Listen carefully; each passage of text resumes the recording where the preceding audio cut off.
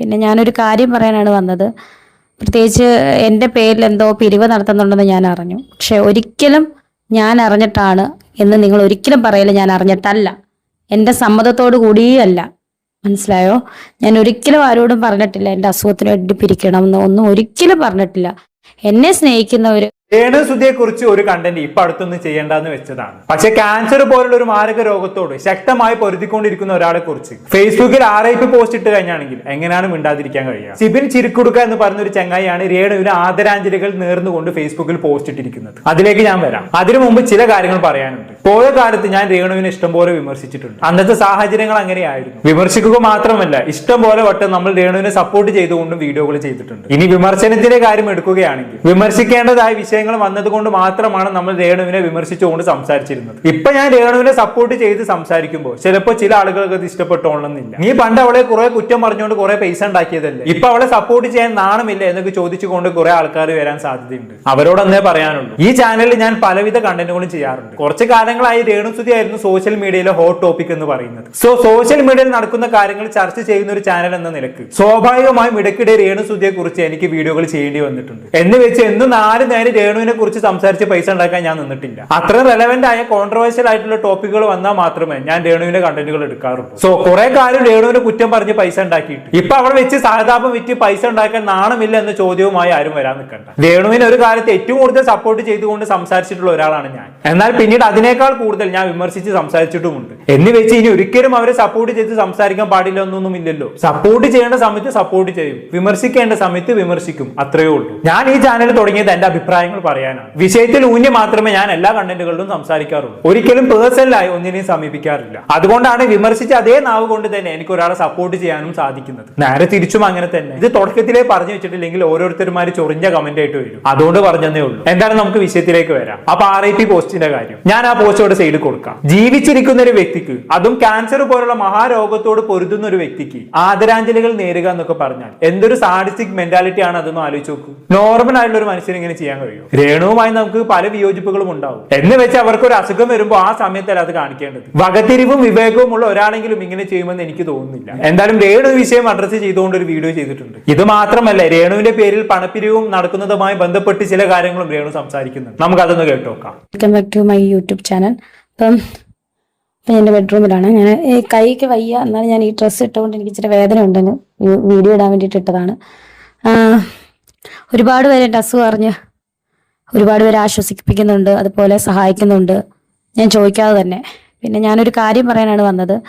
പ്രത്യേകിച്ച് എൻ്റെ പേരിൽ എന്തോ പിരിവ് നടത്തുന്നുണ്ടെന്ന് ഞാൻ അറിഞ്ഞു. പക്ഷെ ഒരിക്കലും ഞാൻ അറിഞ്ഞിട്ടാണ് എന്ന് നിങ്ങൾ ഒരിക്കലും പറയില്ല. ഞാൻ അറിഞ്ഞിട്ടല്ല, എൻ്റെ സമ്മതത്തോടു കൂടിയല്ല.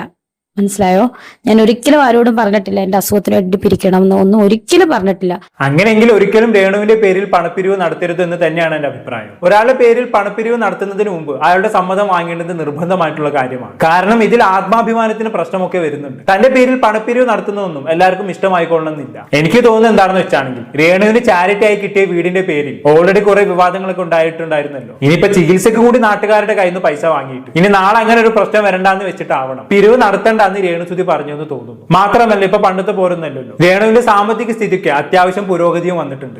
തന്റെ പേരിൽ ഒരു പിരിവ് നടത്തിയിട്ട് ഭാവിയിൽ അതിന്റെ പേരിൽ ഒരു വിചാരണ ചെയ്യപ്പെടേണ്ട എന്ന് രേണുവിന് തോന്നിക്കാണുന്നു. മാത്രമല്ല, ഇങ്ങനെ പിരിവ് നടത്തി ആ പണം ദുരുപയോഗം ചെയ്യപ്പെടാനും സാധ്യതയുണ്ട്. ഈ പിരിവിന് പ്രത്യേകിച്ച് കണക്കുകളൊന്നും ഉണ്ടായിക്കൊള്ളണമെന്നില്ല. ചിലപ്പോൾ രേണുവിന് പൈസ ഇതിനെ കിട്ടിയെന്ന് വരില്ല. പിരിവ് നടത്തി പൈസയുമായി മുങ്ങുന്ന തട്ടിപ്പ് സംഘങ്ങൾ ഇഷ്ടംപോലെ നമ്മുടെ നാട്ടിലുണ്ടല്ലോ. അത്രേ ഉള്ളൂ. ബാക്കി കേട്ടോ. എന്തായാലും എന്നെ സ്നേഹിക്കുന്നവര് എനിക്ക് തോന്നുന്ന കരിഷ്മനെ വിളിക്കാറുണ്ട്. എന്നെ വിളിക്കാൻ. എന്റെ കരിഷ്മ എന്ന് പറഞ്ഞാൽ എന്റെ ഒഫീഷ്യൽ മാനേജറാണ്. അവളെ കോണ്ടാക്ട് ചെയ്താൽ മതി, അവൾ എന്നെ അറിയിച്ചോളും. നിങ്ങൾ ഒന്നെങ്കിൽ നേരിട്ട് എന്റെ നമ്പറുള്ളവർ നേരിട്ട് എന്നെ കോണ്ടാക്ട് ചെയ്യുക, അല്ലെങ്കിൽ കരിഷ്മ വഴി കോണ്ടാക്ട് ചെയ്യുക, എന്നെ അവൾ അറിയിച്ചോളും കേട്ടോ. അല്ല, ഞാൻ ഒരിക്കലും ഒരു പിരിവിന്റെ കാര്യമോ ഞാൻ ആവശ്യപ്പെട്ടിട്ടില്ല. ദയവേത് നിങ്ങൾ അങ്ങനെ എവിടെയെങ്കിലും എന്നെ പറ്റി പിരിക്കുന്നത് കണ്ടാൽ നിങ്ങൾ, ഞാൻ അറിഞ്ഞുകൊണ്ടല്ല, അത് എന്റെ ഉത്തരവാദിത്തത്തിലും അല്ല. ഞാൻ ഒരിക്കലും ഒരു പിരിവ് ആവശ്യപ്പെടുന്ന ഒരു വ്യക്തിയല്ല. എന്നെ സ്നേഹിക്കുന്ന ഒരുപാട് പേരുണ്ട്. അവരൊക്കെ എന്നെ വന്ന് കാണുകയും എനിക്ക് അത്രയും സന്തോഷം. അല്ലാത്ത ആൾക്കാർ, എന്നെ അറിയാത്തവർ, കരിഷ്മ എന്റെ മാനേജർ, അവൾക്കാണ് പൂർണ്ണ ഉത്തരവാദിത്തം. എന്റെ മാനേജറായ കരിഷ്മയുടെ നമ്പർ, ഈ ഒഫീഷ്യലായിട്ടുള്ള നമ്പർ എന്റെ പേജിന്റെ മുകളിൽ തന്നെ കിടപ്പുണ്ട്. നിങ്ങൾ അവളെ കോണ്ടാക്ട് ചെയ്യുക. പിന്നെ നിങ്ങൾക്ക് അറിയാലോ, എന്റെ അസുഖം ബ്രസ്റ്റിൽ മാത്രമല്ല, കഴല, കഷം, ഹാർട്ട്, മസിൽ, അങ്ങനെ കുറച്ച് സ്ഥലങ്ങളിലേക്കൊക്കെ വ്യാപിച്ചിട്ടുണ്ട്. അതിനുള്ള ചികിത്സയൊക്കെ നല്ല പൈസയാകും. അതുകൊണ്ടാണ് ഞാൻ സബ്സ്ക്രിപ്ഷനും അതുപോലെ തന്നെ യൂട്യൂബ് ചാനലും ഇപ്പം മുന്നോട്ട് കൊണ്ടുവന്നത്. സബ്സ്ക്രിപ്ഷൻ അതുപോലെ തന്നെ കിടപ്പുണ്ട്, ഞാനൊന്നും ഇടുന്നില്ല. എല്ലാവർക്കും അറിയാലോ, എന്റെ അവസ്ഥ അറിയാലോ. അപ്പൊ ഞാൻ യൂട്യൂബ് ചാനലുമായിട്ട് എന്റെ അപ്ഡേഷൻസും കാര്യങ്ങളും തരുന്നത് തന്നെ എനിക്ക് ആ ഒരു പൈസയുടെ ആവശ്യത്തിന് വേണ്ടി മാത്രമാണ്. കാരണം എനിക്ക് ഇപ്പൊ ജോലി ചെയ്യാൻ പറ്റത്തില്ല. എനിക്ക് ഈ പൈസ ഉണ്ടെങ്കിൽ എനിക്ക് തുടർ ചികിത്സകളൊക്കെ നടത്താൻ പറ്റത്തുള്ളൂ. നല്ല പൈസ ആവും, നിങ്ങൾക്ക് അറിയാലോ. അപ്പൊ അതൊട്ട് നമുക്കത് തികയോന്ന് അറിയില്ല, ഉറക്കം വരുത്.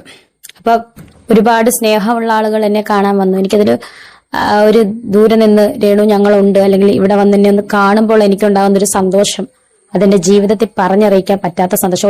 അതെ, രേണു പറഞ്ഞത് വളരെ കറക്റ്റ് ആണ്. നമുക്കൊരു അസുഖം വരുന്ന സമയത്ത് അല്ലെങ്കിൽ മറ്റെന്തെങ്കിലും തിരിച്ചടികൾ കിട്ടി നിൽക്കുന്ന സമയത്ത് കൂടെ നിൽക്കാൻ ആളുകൾ ഉണ്ടാവുക എന്ന് പറഞ്ഞത് അതൊരു വലിയ അനുഗ്രഹം തന്നെയാണ്. നമ്മുടെ പകുതി പ്രശ്നങ്ങൾ അതോടെ തീരും. ആ കാര്യത്തിൽ രേണു ഭാഗ്യവതിയാണ്. എന്തൊക്കെ പറഞ്ഞാലും രേണുവിന് അന്നും ഇന്നും സപ്പോർട്ട് ചെയ്യുന്ന ഇഷ്ടംപോലെ ആളുകൾ ഉണ്ട് എന്നുള്ളതാണ്. അതിപ്പോ പണ്ട് പല പല വിവാദങ്ങളിൽ പെട്ടപ്പോഴാണെങ്കിലും, അതുപോലെ നമ്മളടക്കം ഒരു വിഭാഗം ആളുകൾ രേണുവിനെ വിമർശിച്ചുകൊണ്ട് സംസാരിക്കുന്ന സമയത്താണെങ്കിലും എന്നും രേണുവിനെ സപ്പോർട്ട് ചെയ്യുന്ന ഒരു വിഭാഗം ആളുകൾ ഉണ്ടായിരുന്നു എന്നുള്ളതാണ്. അവരൊക്കെ ഇപ്പോഴും കൂടെ ശക്തമായി രേണുവിനെ സപ്പോർട്ട് ചെയ്യുന്നുമുണ്ട്. ബാക്കി കേട്ടോക്കെ എന്തായാലും ഒരാൾ വന്നില്ല, അവരുടെ പേര് പറഞ്ഞില്ലെന്ന് പറയും.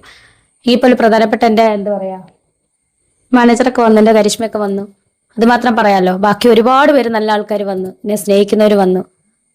പക്ഷെ അതൊന്നും പറയുന്നില്ല. കാരണം ഒരാളുടെ പേര് പറഞ്ഞ ഒരാളുടെ പേര് പറഞ്ഞില്ലെന്ന് പറയാം. അതുകൊണ്ടാണ് ഒരുപാട് പേര് വന്നു. എനിക്ക് ഒത്തിരി സന്തോഷമായി. എന്നെ ഇത്രത്തോളം ജനങ്ങൾ സ്നേഹിക്കുന്നുണ്ടല്ലോ, കരുതുന്നുണ്ടല്ലോ എന്നറിഞ്ഞപ്പം. എൻ്റെ ജീവിതത്തിലെ പ്രയാസഘട്ടത്തിലാണ് ഞാൻ കടന്നു പോകുന്നത്. സത്യം പറഞ്ഞാൽ ഹോസ്പിറ്റലിൽ പോകുമ്പോൾ ഒരുപാട് പേരെന്നെ ചേർത്ത് നിർത്താൻ ആളുകളുണ്ട്, രോഗികളായാലും കൂടെ നിൽക്കുന്നവരായാലും ഒക്കെ. അപ്പം എൻ്റെ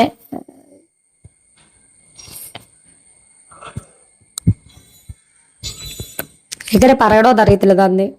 ഒരുപാട് പേര് വിളിച്ച് എന്നെ ചോദിക്കുന്നുണ്ട്, സഹായിക്കുന്നു, മീൻസ് സ്നേഹിതരായിട്ടും ഒക്കെ. അവരുള്ള പോലെ എൻ്റെ കയ്യിൽ എന്തെങ്കിലും വെച്ച് തന്നിട്ട് മരുന്ന് മേടിക്കാൻ പറയുന്നുണ്ട്. അതൊക്കെ എൻ്റെ ലൈഫിലെ ഏറ്റവും വലിയ സന്തോഷമാണ്. പക്ഷേ ഞാൻ എങ്ങും പിരിവ് നടത്താൻ പറഞ്ഞിട്ടില്ല. എൻ്റെ പേരിൽ ആരെങ്കിലും അങ്ങനെ പിരിവ് നടത്തുന്നുണ്ടെങ്കിൽ അത് എൻ്റെ സമ്മതത്തോടു കൂടിയോ അറിവോടു കൂടിയോ അല്ല എന്ന് പറയാനാണ് ഞാൻ അർജന്റായിട്ട് എൻ്റെ ഈ യൂട്യൂബ് ചാനൽ വീഡിയോ ആയിട്ട് വന്നത്. പിന്നെ മറ്റൊന്നും എനിക്ക് പറയാറില്ല. നിങ്ങൾ പ്രാർത്ഥിക്കുക, മുന്നോട്ട് പോകാൻ വേണ്ടിയിട്ട് എനിക്ക് ധൈര്യം നൽകാൻ നിങ്ങൾ മറ്റൊന്നും എനിക്ക് പറയാനില്ല. നിങ്ങൾ പ്രാർത്ഥിക്കുക, എനിക്ക് മുന്നോട്ട് പോകാനുള്ള ധൈര്യത്തിന് വേണ്ടി പ്രാർത്ഥിക്കുക.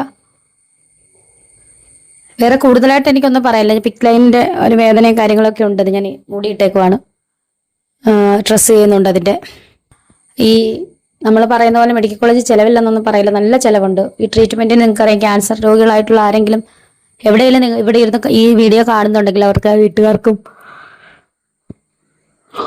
അവരുടെ വീട്ടുകാർക്കും അവർക്കൊക്കെ അറിയാം, നല്ല ചിലവുണ്ട്. വെറുതെ ഒന്നും മെഡിസിൻസും കാര്യങ്ങളും അതുപോലെ ട്യൂബും കാര്യങ്ങളും ഒക്കെ ഒരുപാട് ചിലവുണ്ട്. അപ്പം അതിനൊക്കെ എനിക്ക് പൈസ വേണം. അപ്പം നിങ്ങൾ കൂടുതലും എൻ്റെ സബ്സ്ക്രിപ്ഷനും അതുപോലെ എൻ്റെ യൂട്യൂബ് ചാനലും ഒക്കെ നിങ്ങൾ സബ്സ്ക്രൈബ് ചെയ്യുക. എനിക്ക് നിങ്ങളെപ്പോലെ തന്നെ പഴയ പോലെ തന്നെ മിടുക്കി കുട്ടിയായിട്ട് ഓടി നടക്കാൻ എനിക്കും ആഗ്രഹമുണ്ട്. നിങ്ങൾ എന്നെ എന്താ പറയുക, കഴിഞ്ഞ ദിവസം നിങ്ങൾ എന്നെ കുറിച്ച് പ്രാർത്ഥിച്ചില്ലെങ്കിലും കഴിഞ്ഞ ദിവസം ചെയ്ത പോലെ ആദരാഞ്ജലികൾ പോസ്റ്റൊക്കെ ഇടാതിരിക്കുക. കാരണം എന്നെ സ്നേഹിക്കുന്ന ഒരുപാട് പേരുണ്ട്. എൻ്റെ കുഞ്ഞു മോനുണ്ട്, അവർക്കൊക്കെ കാണുമ്പോൾ അത് വിഷമമാകും.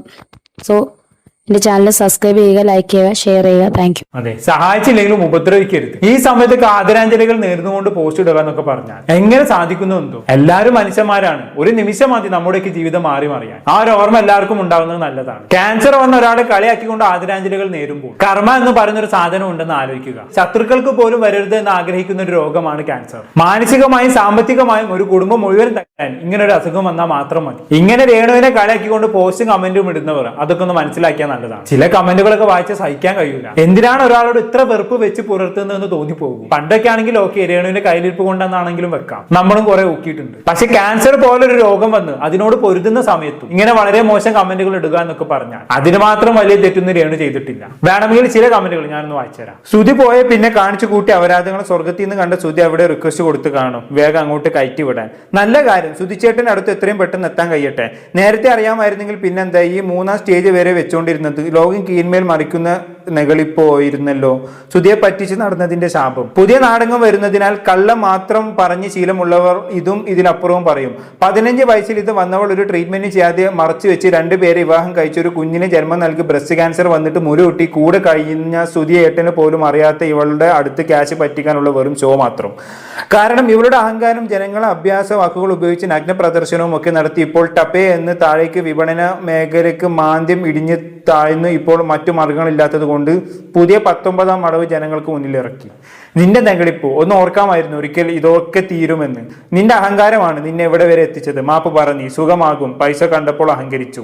എന്തെല്ലാം തരം കമന്റുകളാണ് അല്ലെ. പണ്ട് രേണുവിനെ നോക്കിക്കൊണ്ടുള്ള കമന്റുകൾ വായിക്കുന്ന രസമായിരുന്നു. പക്ഷെ ഇപ്പൊ അങ്ങനെയാണ് അവസ്ഥ. സമയവും സന്ദർഭവും സാഹചര്യവും ഒക്കെ നോക്കേണ്ട നമ്മൾ. ഒരാൾ വയ്യാതെ കിടക്കുമ്പോഴും ഇങ്ങനെ ചെറ്റ വർത്താനം പറയുന്നതിന് ഒരിക്കലും ന്യായീകരിക്കാൻ കഴിയില്ല. അവർ പണ്ട് ചെയ്തു വെച്ചതൊക്കെ മറന്നു കളഞ്ഞേക്കും. ഇനിയും അതൊക്കെ പൊക്കി പിടിച്ച് കൊണ്ടുവന്ന് അവർക്കെതിരെ വെറുപ്പ് പരത്തുന്നതിൽ എന്തർത്ഥമാണുള്ളത്? ഓക്കെ, അവര് വല്ല കൊലപാതകയോ അല്ലെങ്കിൽ അങ്ങനെ വല്ല ക്രൈമൊക്കെ ചെയ്ത ആളാണെങ്കിൽ ഓക്കെ, നിങ്ങൾ ഇങ്ങനെ കമന്റ് ഇടുന്നതിൽ കാര്യമുണ്ടെന്ന് വെക്കാം. പക്ഷെ അങ്ങനെ പൊറുക്കാൻ പറ്റാത്തതിലും വലിയ തെറ്റുകൾ രേണു ചെയ്തതായിട്ട് എനിക്ക് തോന്നിയിട്ടില്ല. ഇനി അവരെ വെറുതെ വിട്ടേക്കും. ഇത്രയും കാലം ഞാനടക്കം എല്ലാവരെയും അവരെ പലതരത്തിലും മൂക്കി വിട്ടിട്ടുണ്ട്. അതിന്റെ സമയം കഴിഞ്ഞു. ഇനി അവരുടെ അതിജീവനത്തിന്റെ കാലമാണ്. ഒരു നോട്ടം കൊണ്ട് പോലും രേണുവിനെ വേദനിപ്പിക്കാതിരിക്കുക എന്നുള്ളതാണ് ഇപ്പൊ നമ്മൾ ചെയ്യേണ്ടത്. ട്രീറ്റ്മെന്റിന്റെ ഭാഗമായിട്ട് ഇപ്പൊ ഇടയ്ക്കിടെ രേണു ഹോസ്പിറ്റലിൽ പോകുന്നുണ്ട്. ഇപ്പൊ ഹോസ്പിറ്റലിൽ അഡ്മിറ്റ് ആണെന്ന് തോന്നുന്നു. കീമോതെറാപ്പി സ്റ്റാർട്ട് ചെയ്യുകയാണെന്ന് പറഞ്ഞുകൊണ്ട് രേണു കഴിഞ്ഞ ദിവസം ഒരു വീഡിയോ ചെയ്തിട്ടുണ്ടായിരുന്നു. നമുക്കതൊന്ന് കണ്ടോക്കാം. എല്ലാവർക്കും നമസ്കാരം. രേണുസുതിയാണ്. ഞാനിപ്പോൾ ഹോസ്പിറ്റലിലാണ്. നാളെ രാവിലെ 9 മണിയാകുമ്പോൾ എൻ്റെ കീമോ സ്റ്റാർട്ട് ചെയ്യും. അപ്പോൾ എല്ലാവരും എനിക്ക് വേണ്ടി പ്രാർത്ഥിക്കണം. ഞാൻ റിക്കവറാകാൻ പ്രാർത്ഥിക്കണം. എന്നെ ഓർത്തിട്ടല്ല, എൻ്റെ ഋതപ്പനെ ഓർത്തിട്ട്. അവൻ കുഞ്ഞാണ്, അവനെ ഓർത്തിട്ട് എല്ലാവരും പ്രാർത്ഥിക്കണം. ഇപ്പോഴും എന്നെ ഞാൻ ചത്തുപോകട്ടെ എന്നൊക്കെ പറഞ്ഞ് കമൻ്റ് ഇടുന്നവരോട് എനിക്കൊന്നും പറയാനില്ല. അതിലുപരി എന്നെ ഇഷ്ടം പോലെ ആൾക്കാർ സ്നേഹിക്കുന്നവർക്ക് ഒരുപാട് നന്ദി പറയുന്നു. So thank you so much. എല്ലാവരും പ്രാർത്ഥന ചോദിക്കുന്നു. എല്ലാവരുടെയും പ്രാർത്ഥന ഉണ്ടാവും. പോസിറ്റീവായി തന്നെ ഇരിക്കുക. ഈ പോസിറ്റീവ് മനോഭാവം ഒരിക്കലും കൈവിടരുത്. മനസ്സ് സ്ട്രോങ് ആണെങ്കിൽ തന്നെ നമ്മൾ പകുതി ജയിച്ചു. നെഗറ്റീവ് പറയുന്നവരും കമന്റ് ഇടുന്നവരും ഒക്കെ എന്നും അത് തുടർന്നുകൊണ്ടേയിരിക്കും. അതൊന്നും കാര്യമാക്കണ്ട. ഇപ്പൊ ചികിത്സയിൽ ശ്രദ്ധിക്കുക, ധൈര്യത്തോടെ ഇരിക്കുക, അതാണ് പ്രധാനം. എത്രയും പെട്ടെന്ന് രേണുവിന്റെ അസുഖം പൂർണ്ണമായും ഭേദമാകട്ടെ എന്ന് പ്രാർത്ഥിച്ചുകൊണ്ട് ഈ വീഡിയോയുടെ വൈൻഡപ്പ് ചെയ്യാണ്. അപ്പൊ അടുത്തൊരു ടോപ്പിക്കുമായി വീണ്ടും കാണാം.